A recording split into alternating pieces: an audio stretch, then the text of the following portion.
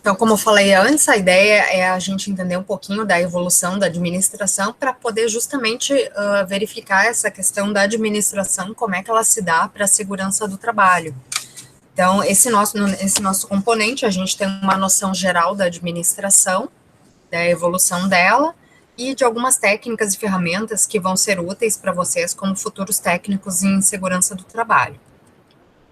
Então, essa figurinha, ela mostra um pouco da evolução humana, né, mostrando as idades, né, idade da pedra, do aço, idade média, até hoje, né, que é a idade do computador, e nós, seres humanos, né, então, sempre com as ferramentas que a gente tem utilizado para o nosso trabalho.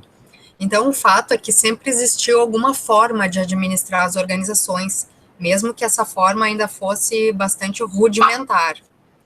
E o desenvolvimento das ideias a respeito de administração foi muito lento até o século XIX, que é o século em que é marcado pela Revolução Industrial. A gente vai ver que a Revolução Industrial foi um grande evento que acaba modificando a administração e acaba sendo uma mola propulsora do desenvolvimento da administração para as organizações. E se a gente for ver antes mesmo da Revolução Industrial, em idades muito antigas, a gente tem registro de questões relacionadas à administração, como nos filósofos, até mesmo antes de Cristo. Então, temos aqui alguns exemplos, que não é para vocês decorarem, obviamente, mas só como a título de conhecimento. Sócrates, que já via a administração como uma habilidade pessoal. O Platão, vendo a questão da forma democrática de governo, a administração dos negócios públicos também, período antes de Cristo. Aristóteles, distinguindo formas de administração pública, as diferentes formas, como monarquia, aristocracia e a própria democracia. René Descartes, que descreveu um método cartesiano, do qual decorrem vários princípios da administração, como a divisão do trabalho.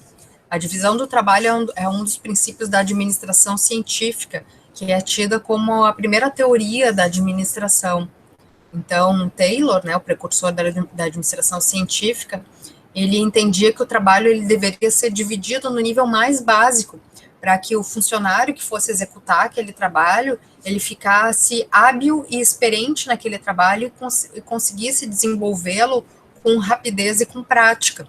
Então, a divisão do trabalho é um princípio que seguiu aí no decorrer do século XX e está presente em muitas organizações até os dias de hoje. E antes mesmo, muito antes de Taylor, né, lá com René Descartes, já tinha esse princípio presente, né, na visão dele. Depois temos alguns expoentes que foram importantes para o desenvolvimento da administração, como a Igreja Católica, que é uma organização secular e acabou influenciando o pensamento administrativo. A própria organização militar, contribuindo com vários princípios para as diferentes teorias administrativas. A Revolução Industrial, então, que é o contexto, né, criou o contexto que permitiu o surgimento da teoria administrativa. Economistas liberais, como Adam Smith, que proporcionaram suporte para o aparecimento de princípios de administração, e também os diversos pioneiros e empreendedores que criaram condições básicas, né, para o desenvolvimento da administração. Então, tudo isso a gente tem aí registros até mesmo antes da Revolução Industrial. E se a gente for pensar em grandes obras antigas, como, por exemplo, as próprias pirâmides do Egito, é inconcebível a gente pensar em obra dessa grandeza sem um mínimo de administração para que ela fosse concretizada. Então, a gente acaba encontrando esses registros de administração em muitas questões anteriores à Revolução Industrial, mas somente com a Revolução Industrial, então, é que a administração ela avança muito mais rapidamente e se desenvolve. Então, a gente pode entender que para a administração existem 5 variáveis básicas que acabam sendo a base das teorias administrativas. E essas variáveis, então, elas estão representadas nessa figura que vocês estão vendo, como tarefas, estrutura, tecnologia, pessoas e ambiente. Então, tudo isso impacta nas organizações. E essas variáveis, elas se relacionam, elas são interdependentes, elas têm a ver uma com a outra. E as teorias administrativas que surgem a partir do século XX, elas se baseiam em uma ou mais dessas variáveis. Então, nessa figura a seguir, vocês podem ver essas variáveis, que são as ênfases das teorias administrativas, quais as teorias correspondentes e os principais enfoques dessas teorias.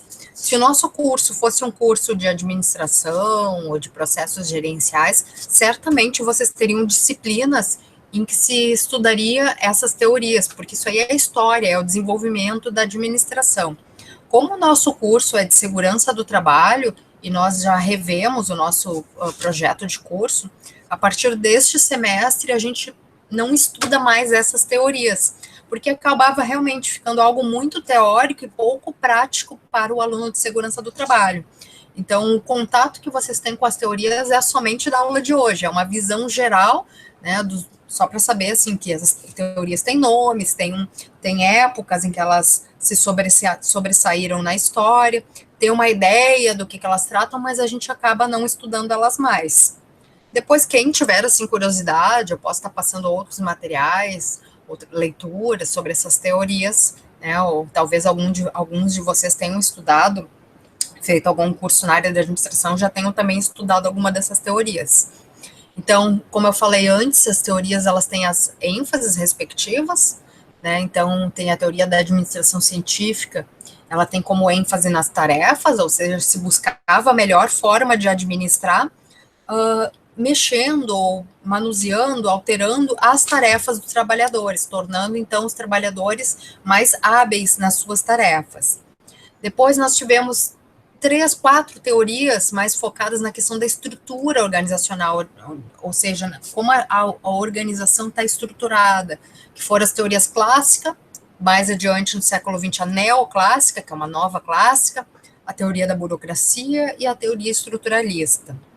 Também tivemos teorias que focaram no aspecto pessoas, e aí vamos entender as pessoas como os trabalhadores que atuam nas organizações.